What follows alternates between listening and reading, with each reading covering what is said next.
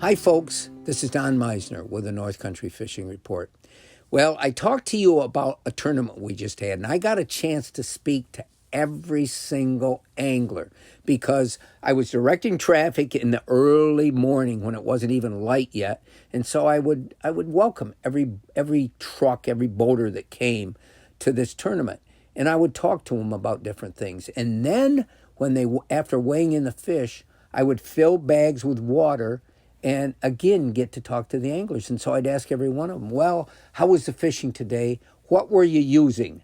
Now that's a loaded question because no good angler wants to share that information because he wants it all to himself. And I understand that's their secret way of making money.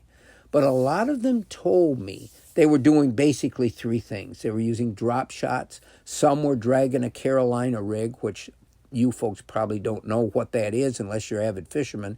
But a Carolina rig is just a weighted system on your line that allows you to drag the bait along the bottom as you're moving forward.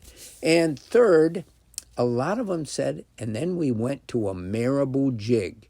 Now, a Marabou jig is a jig, a lead-headed jig that is tied with Marabou, like feathery material. If you don't know what Marabou is, it's as soft as can be, and it pulsates in the water differently than other types of material. You always hear me talking about a bucktail jig made from the hair from the tail of a buck, but probably doe and buck, it doesn't matter.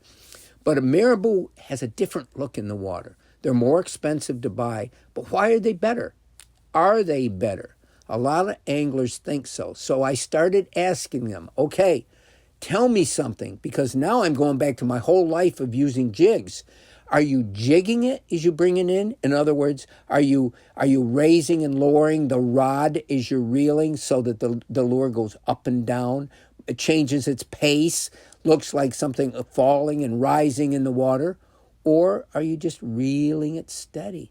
And what people call that is swimming the jig. Are you just swimming it straight forward? And so many of them told me, no, don't jig it, swim it. But they said the depth of what you're swimming it is so critical out there on the St. Lawrence River. It had to be at a certain depth below the surface, slowly reeling that little Marabou jig and whatever it looks like. And they always talk about the colors they use. It's going to be either black or brown. These are the colors. And I can relate that to fly fishing with a willy bugger.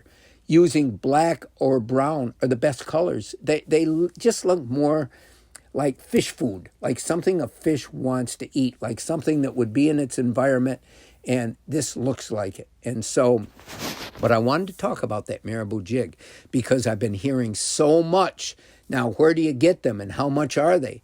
I know I've seen them in some different shops. They're not really commonly available. I know that Dick's in Watertown has a supply of Marabou jigs, and I believe they're $5 a piece.